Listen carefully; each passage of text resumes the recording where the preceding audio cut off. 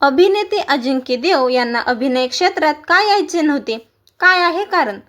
चला तर मित्रांनो जाणून घेऊ काय आहे कारण. त्यासाठी व्हिडिओ पूर्ण बघा.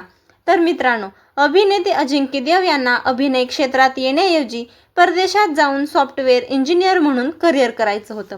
पण वडील रमेश देव यांच्या इच्छेखातर त्यांनी मराठी चित्रपटाचा नायक म्हणून पदार्पण केलं.